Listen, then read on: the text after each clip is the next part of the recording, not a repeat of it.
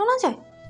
Ivan আবরারে একদম গা ঘেঁষে বসে আছে, গালে হাতটা, চোখের পলকও ফেলছেন, যেন একটু নড়াচড়া করলে স্টোরি শেষ হয়ে যাবে। আমার ডেরি মিল্ক চিবোচ্ছে, পকেটেই ছিল। আহাদ আবরারের পায়ের কাছে বসে আছে। সবগুলো বলদের পানে এক পলক তাকায় আবরার, পরপরই দাঁড়িয়ে পড়ে, বিরক্তির স্বরে বলে, তোদের প্রবলেম কি? হ্যাঁ, আমি জাস্ট একটা স্টোরি বলেছি, আমার মুখের মধ্যে সিনেমা হল বসাইনি। ইডিয়েটের দল। সিয়াম হাই তুলে বুকে হাত দিয়ে আপন মনে বলে ওঠে, কন্যা তোর লম্বা চুলে কি ছিল কে জানে, দেখে আবার হয়েছে ফিতা ভেবে। সিয়ামের কবিতা শেষ হওয়ার আগে আবরার ধমকে বলে, স্টপ ইট সিয়াম, ডিসগাস্টিং লাগে তোর কবিতা। আমানও আবরারের মতো ধমক দিয়ে বলে, চুপ কর না বাপ, পরের টুকু শুনতে দে। হ্যাঁ ভাই, তারপর বলো কি হলো? আহাদ বলে, কি আর হবে, তার থেকে আমাদের গ্রেট তাচিন ভাই স্বপ্নে কক্সবাজার ঘুরছে আদিতার হাত ধরে। নিজের ঘন কালো চাপদাড়িতে হাত বুলায় আবরার। স্বপ্নে হাত ধরে ঘুরবো কেন? বাসর সেরে 2-4 বাচ্চার বাবা হয়ে গিয়েছি। বড় বড় পা ফেলে প্রস্থান করে আবরার। ছাড় বন্ধু উচ্চস্বরে হেসে ওঠে। সিয়াম বলে, শুধু স্বপ্নে, রিয়েল লাইফে করিস নে? আমান মুখ বাঁকিয়ে বলে, এখন রুমে যাচ্ছে কি ঘাস কাটতে। মানে বাসর হবে আজকে? অবভিয়াসলি আবরা ছাড় দেবে না। সিয়াম এক লাফে উঠে বসে। ভাই চল আমরা শুনবো। আহাদ বলে, কি শুনবি মানি? মানে আরই বাঁধবো, দেখবো গিয়ে থেকে শুরু করে, কে কি বলে, কিভাবে সাউন্ড করে। ইবান বিতু স্বরে বলে, না ভাই, আবরা জানতে পারলে রেগে যাবে। আরে ধর কিচ্ছু হবে না, চল তোরা। সিয়াম হামাগুড়ি দিয়ে চলে যায় আবরারের কক্ষের পান। সিয়ামের পেছন পেছন ছুটতে থাকে ইভান আর আহাদ। আমার এখনো চিন্তিত, যাবে কি যাবে না সেটাই ভাবছে। বাংলাদেশের কক্সবাজার সমুদ্র সৈকতের জন্য বিখ্যাত, আর সমুদ্রের রেস ধরে বিখ্যাত হয়েছে এবি হোটেল। 10 তলা বিশিষ্ট এই হোটেল থেকে সমুদ্রের গর্জন শোনা যায় গভীর রাতে। জ্যোৎস্না রাতে ব্যালকনিতে বসে সমুদ্রের ঢেউয়ের সঙ্গে চাঁদের আলোর সৌন্দর্য উপভোগ করা যায়। বাংলাদেশে নামি দামি সকল মানুষ কক্সবাজারের সৌন্দর্য উপভোগ করতে বরাবরই চড়া দামে এবি হোটেলের রুম বুক করে। এই হোটেলের মালিক ছিলেন আরিফ রহমান। নিজের সারা জীবন সঞ্চিত অর্থ এবং শ্বশুরের সমস্ত সম্পত্তি বিক্রি করে এবি হোটেল বানিয়েছিলেন। বড় শখ করে হোটেলের নাম দিয়েছিল এবি। এতে আরিফ, বিতে বর্ষা, আরিফের প্রথম স্ত্রী আদ্রিতার মা। বর্ষার বাবা বশির ছিলেন সরকারি কর্মকর্তা। এক কন্যা এবং একটা ছেলে নিয়ে ছিলেন তার সংসার। ছেলেকে লেখাপড়া করিয়ে বাড়ি গাড়ি করে দিয়েছিলেন। এবার মেয়ের পালা। যখন আরিফ এসে বলেছিল, বাবা আমি কক্সবাজারে একটা হোটেল দিতে চাই, বশির দ্বিমত করেনি, বরং ব্যাংকে যত টাকা গচ্ছিত ছিল সবই তুলে দিয়েছিলেন। তাতে যখন হলো না, ভিটে মাটি সবই বিক্রি করে দিল। আদিতার যেদিন জন্ম হয় সেদিনই হোটেল উদ্বোধন করা হয়। তারপর থেকে আর পেছনে ফিরে তাকাতে হয়নি। প্রথম বছরই হোটেলের নাম ডাক ছড়িয়ে পড়ে গোটা শহর জুড়ে। লাভ বাড়তে থাকে হু হু করে। আদ্রিতা যখন 3 বছর বয়স, তখন আরিফ সাফল্যের দ্বারে পৌঁছে গিয়েছে। একটা হোটেল তাকে কোটিপতির খাতায় নাম লিখিয়ে দেয়। সিদ্ধান্ত নেয় গার্মেন্টস ফ্যাক্টরি তৈরি করবে। বরাবরের মতো বর্ষা স্বামীর সিদ্ধান্তেই সায় জানায়, তাকে উৎসাহ দেয়। আর এটাই ছিল বর্ষার জীবনের ভুল সিদ্ধান্ত। আরিফ গার্মেন্টস ফ্যাক্টরি তৈরি করার জন্য জমি খুঁজছিল। কক্সবাজারে যেহেতু হোটেল দিয়ে লাভবান হয়েছে, সেহেতু কক্সবাজারে গার্মেন্টস ফ্যাক্টরি খুলে লাভবান হবে, এমনটাই আশা করে কক্সবাজারে জমি খুঁজতে শুরু করে এবং হোটেলের সিকিউরিটির সাহায্যে পেয়েও যায়। জমিটি ছিল ইমান আলী নামক একটা লোকের। লোকটার একটা মেয়ে ছিল, নাম ইমা। জমি কেনার সূত্র ধরেই ইমার সাথে পরিচয় হয় আরিফের। মেয়েটা খুব সুন্দর দেখতে ছিল। প্রথম দেখায় আরিফের ভালো লেগে যায়। তারপর তাদের বন্ধুত্ব হয় এবং একটা সময় প্রণয় ঘটে। গোপনে বিয়েও করে নেয় তারা। বর্ষা অত্যাধিক বিশ্বাস করত স্বামীকে। কখনোই তার ফোন ঘাটত না, কখনোই কোনো প্রশ্ন করত না। গার্মেন্টস ফ্যাক্টরির কাজ শেষ হওয়ার পরে সেই ফ্যাক্টরির নাম রাখে আদ্রিতা ফ্যাশন হাউস এবং ছোট্ট মেয়েটি তার উত্তরাধিকারী হবেন, এমনটাই উইল করে রাখে। বর্ষা শতবার বারণ করেছিল, বাবার সম্পত্তি মানেই আদ্রিতার সম্পত্তি। কিন্তু বোকা বর্ষা তখনও বুঝতে পারেনি কি হচ্ছে তার সাথে। একদিন আরিফ বলল সে সিঙ্গাপুর যাবে, সেখানেও একটা ব্যবসা দাঁড় করা। দেশ বিদেশে সব জায়গায় তিনি পরিচিত পেতে চায়। এবারেও কোনো বাধা দেয়নি বর্ষা। আরিফ চলে যায় সিঙ্গাপুর।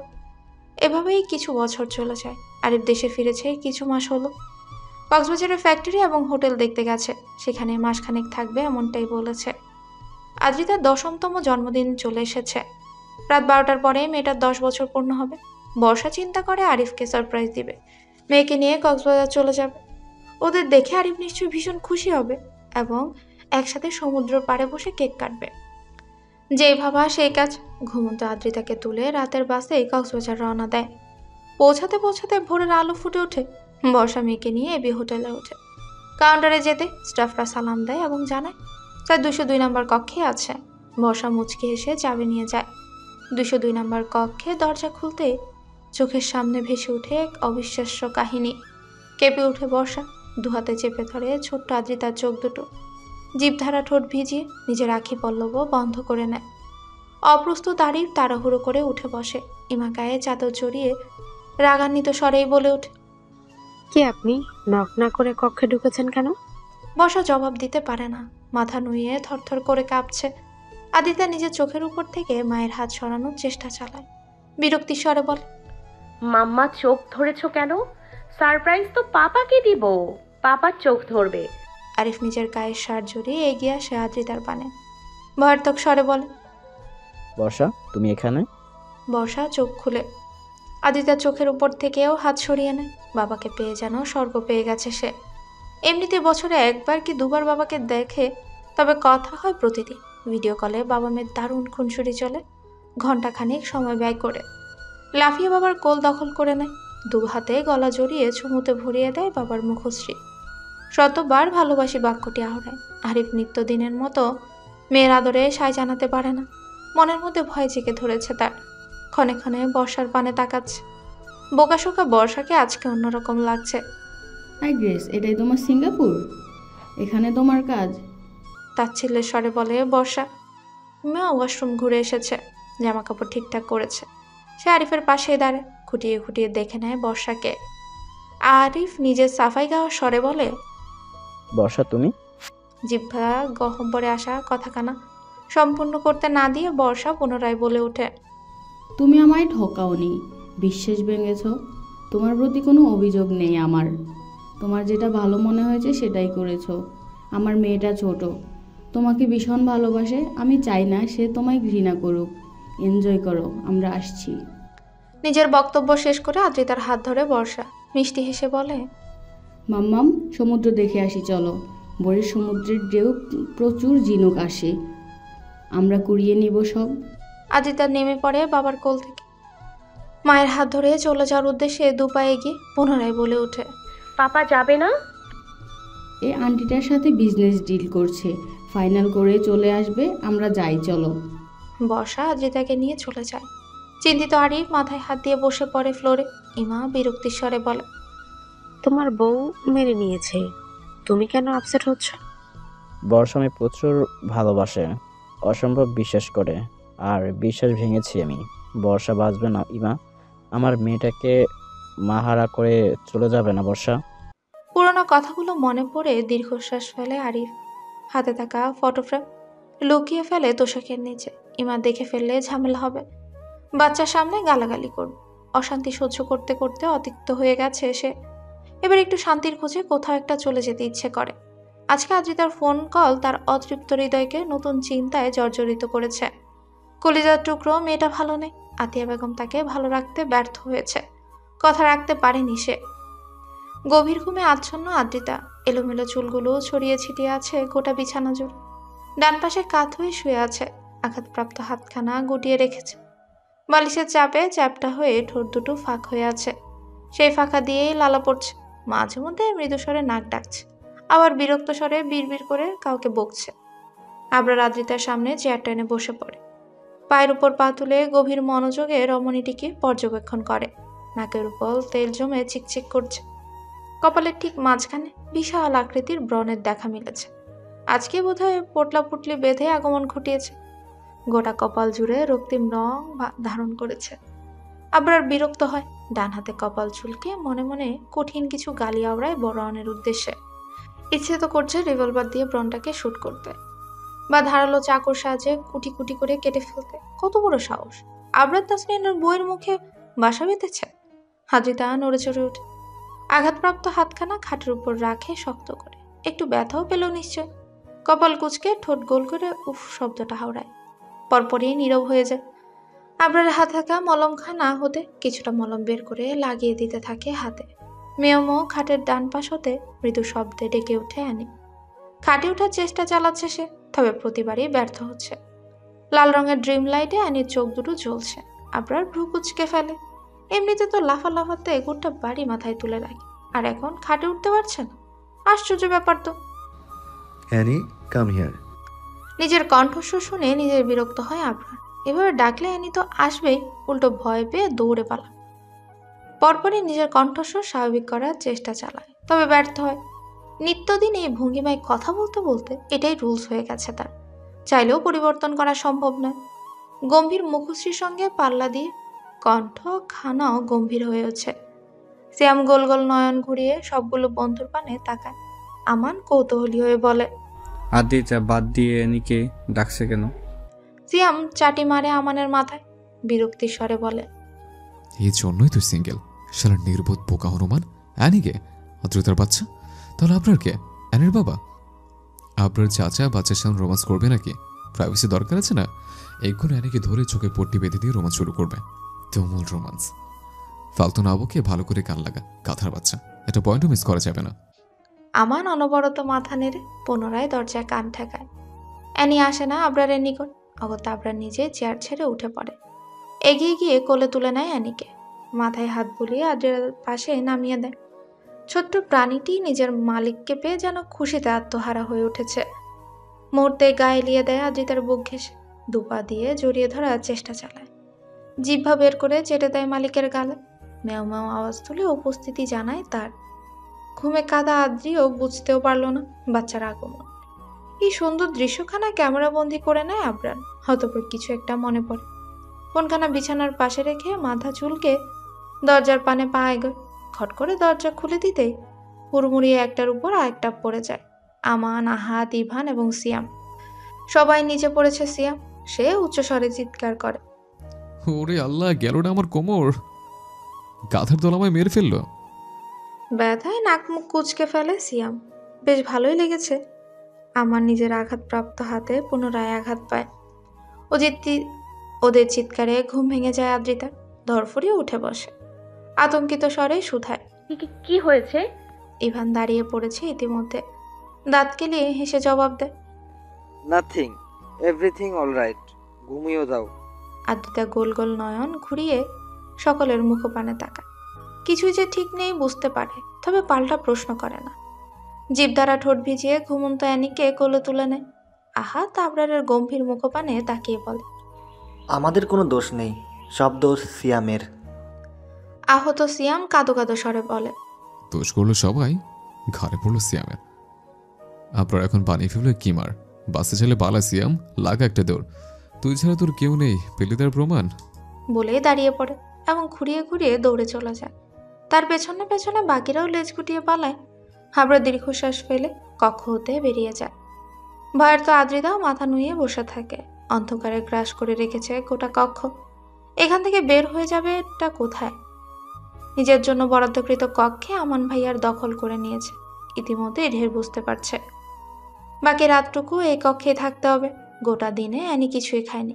খাবার ছিল না এমনটা নয়, তবে আদ্রিতাকে ছাড়া খাওয়ার অভ্যেস নেই তার। খাবার দিয়ে আদ্রিতা পাশে বসে থাকলে তবেই খায়। আজকে ছিল না বিধায় খাওয়া হয়নি। ক্ষুধায় ঘুম ছুটে যায় তার। মেয়েও মেয়েও আওয়াজ তুলে আদ্রিতার মুখপানে তাকায়, যেন বোঝাতে চাইলো খেতে চাই আমি। আদ্রিতার টুপটাপ কয়েকটা চুমু খায় অ্যানির মাথায়। আদুরে স্বরে বলে, আমার সোনা এক্ষুনি খাবার আনছি। বলেই বিছানা ছাড়ে। কমফোর্টের মধ্যে বের হওয়ার পরে অনুভব করে বেশ ঠান্ডা। কমফোর্টার থেকে বের হওয়ার পরে অনুভব করে বেশ ঠান্ডা। কিছু একটা গায়ে জড়ানো উচিত, নাহলে শীতে কাঁপতে কাঁপতে অক্কা পাওয়ার সম্ভাবনা আছে। আশেপাশে তাকিয়ে কিছু একটা খুঁজে এবং পেয়েও যায় আবরারের হুডি। চঞ্চল হাতে জলদি সেটা গায়ে জড়িয়ে নেয়। সাদা রঙের হুডিখানা থেকে অদ্ভুত সুন্দর একটা ঘ্রাণ বেরোচ্ছে। কোনো দামি ব্র্যান্ডের পারফিউম হবে হয়তো। আদ্রিতা হুডির মধ্যে মুখ ডুবিয়ে নাক টেনে ঘ্রাণ শুকে নেয়। মনে মনে বলে, জল্লাদ হাতির বাচ্চার হুডি থেকেই এত সুন্দর ঘ্রাণ আসছে। না জানি তার গায়ের ঘ্রাণ কত সুন্দর হবে। আর একবার কাছে আসলে ভয়টয় না পেয়ে ঘ্রাণ শুকে নিবে। তারপর পরই নিজের মাথায় চাটি মারে। বিড়বিড় করে বলে, নির্লজ্জ বেহায় আদ্রিতা, ওই লোকটা বেয়াদব। তোকে বিয়ের নাম করে অপমান করেছে, আজকে হাত পুড়িয়ে দিয়েছে। তার কথা ভাবলে তোর মন কেটে হালুয়া বানিয়ে ফেলবো, বলে দিলাম। ক্যাটফুডের প্যাকেট কেটে বাটিতে ঢালছে আবরার, তখনই তার ফোনখানা কেঁপে ওঠে। ভ্রু কুচকায় আবরার, বিরক্ত হলো বোধহয়। এত রাতে কেউ কল করে? ট্রাউজারের পকেট হতে ফোন বের করে। আননোন নাম্বার, তবে চিনে না আবরার। আননোন নাম্বার, তবে চিনে আবরার। পার্সোনাল ফোনে সুইজারল্যান্ডের নাম্বার হতে একজনই কল করতে পারে। সোজা হয়ে দাঁড়ায় আবরার, ডান হাতে কপাল চুলকে কলটা রিসিভ করে। আবরার তাসনিন ওরফে এটি তাসনিন, বড়ই সুন্দর নাম, আই লাইক দ্যাট। আবরার শুনে মনোযোগ দিয়ে তবে জবাব দেয় না। ওপাশ থেকে পুনরায় ভেসে আসে, একটা মেয়ের জন্য আমার ভাইয়ের গায়ে হাত তুলেছো তুমি? সে তো এখন হাসপাতালে, হাত দুটো অকেজো, কখনো ঠিক হবে না। এই পর্যায়ে আবরার ঠোঁট মেলে একটু হাসার চেষ্টা করে, তবে ব্যর্থ হয়। হাসির সাথে সম্পর্ক চুকিয়েছে সেই ছোট্টবেলায়, এখন চেষ্টা করলেও ধরা দিতে চায় না। কেন করলে এমন? আবরার ফোঁস করেই শ্বাস টানে। ট্রাউজারের পকেট হতে সিগারেটের প্যাকেটটা বের করে। একখানা সিগারেট ঠোঁটের বাজে পুড়ে লাইটার দিয়ে জ্বালিয়ে নেয়। পরপরই সিগারেটে টান দিয়ে ধোঁয়া উড়াতে উড়াতে জবাব দেয়, she is my wife. I know my boy, information জোগাড় করে ফেলেছি তোমার। বাকিটা শেষ করার আগে আবরার বলে ওঠে, তার দিকে চোখ তুলে তাকালে চোখ তুলে নেব, সে মন্ত্রীর ছেলে হোক আর যেই হোক, মাইন্ড ইট। বলেই কলটা কাটে। ইতিমধ্যে কপালের রগ ফুটে উঠেছে, হাত দুটো মুষ্টিবদ্ধ করে ফেলেছে। ইচ্ছে তো করছে গোটা দুনিয়া জ্বালিয়ে দিতে। দু হাতে মাথার চুল খামচে ধরে আবরার, তাতে গোছালো চুলগুলো এলোমেলো হয়ে যায়। সিগারেট প্রায় শেষ পর্যায়ে চলে এসেছে, একটু হলেই ঠোঁটে ছ্যাঁকা লেগে যাবে, কিন্তু সেদিকে খেয়াল নেই আবরারের। সে আনমনেই ভেবে চলেছে অনেক কিছু, এবং হলো তাই। সিগারেট ঠোঁটের সঙ্গে লেগে ছ্যাঁকা লাগে। বিরক্তিতে চোখ মুখ কুচকে ফেলে আবরার, মৃদু স্বরে উচ্চারণ করে শব্দ। পরপরই শক্তপোক্ত হাতখানা ঠোঁট ঘষে দেয়। শেষ মুহূর্তে আদ্রিতা কিচেনে পা রাখে। অগোছালো আবরারকে দেখে একরাশ চিন্তারা এসে ভিড় জমায় মনের কোণে। একটু উকিঝুঁকি মেরে মুখখানা দেখার চেষ্টা করে। প্রথমে নজরে পড়ে লাল ওষ্ঠজোড়া, এখনো সিগারেটের পোড়া অংশ লেগে আছে। লাল লাল চোখ দুটো দেখে আদ্রিতা চিন্তা বেড়ে যায়। আপনি কি অসুস্থ? এমন দেখাচ্ছে কেন? ডাক্তার ডাকতে বলবো ভাইয়াদের? তারপরেই নিজের উপর বিরক্ত হয়। ওরে বাল, এখন যে অশ্লীল কথাগুলো বলবে ওইগুলো শোনার জন্য প্রস্তুত হ। অসভ্য আদ্রিতা। হলো তাই। আবরার দুপায়ে এগিয়ে আসা আদ্রিতার পানে, গায়ে নিজের হুডি দেখে ঠোঁট বাঁকায়। ঠোঁটে আঙ্গুল ঘষতে ঘষতে হালকা স্বরে বলে, I need your lips. Adrita দুপা পিছিয়ে যায়। উদ্দেশ্য দিবে একখানা ভোদর, এক দৌড়ে কক্ষে চলে যাবে, তারপর দরজা লক করে দিবে। ব্যাস, আজকের মতো বেঁচে যাবে। আদ্রিতা পরিকল্পনা বোধহয় বুঝতে পারলো আবরার। লম্বা হাতখানা বাড়িয়ে পেঁচিয়ে ধরে আদ্রিতার কোমর। পরপরই গলায় মুখ গুজে লম্বা শ্বাস টানে। জমে যায় ভয়ে আদ্রিতা, শক্ত হয়ে দাঁড়িয়ে পড়ে। এটা কি হলো? তলপেটে মোচড় দিয়ে উঠছে, হাত পা দুটো মৃদু কাঁপছে। লোকটা সব ভয়ঙ্করের থেকেও ভয়ঙ্কর। নিজেকে বাঁচাতে আবরার হাতের উপরে হাত রাখে, কাঁপা কাঁপা স্বরে পড়ে, আচ্ছা ছাড়ুন প্লিজ, আমার ভালো লাগে না। সুবোধ বালকের মতো সত্যিই ছেড়ে দেয় আবরার। হারাহারি ভাবে ভ্রু কুচকে বলে, দরজা খোলা, কেউ দেখে ফেললে এসব বললে মেনে নিব। বাই, ভালো লাগছে না। নেক্সট টাইম এটা শুনলে জিভ টেনে ছিঁড়ে ফেলবো। ভালো লাগলেও আমি ছুবো, না লাগলেও আমি ছুবো, মাইন্ড ইট। হ্যালো বন্ধুরা, পরবর্তী পার্ট খুব তাড়াতাড়ি আসবে, তো সবাই অপেক্ষায় থাকো। আর চ্যানেলটি যারা এখনো সাবস্ক্রাইব করোনি তারা পরবর্তী পার্ট দেখার জন্য চ্যানেলটি সাবস্ক্রাইব করে রেখো। ধন্যবাদ সবাইকে, আমাদের সাথেই থেকো।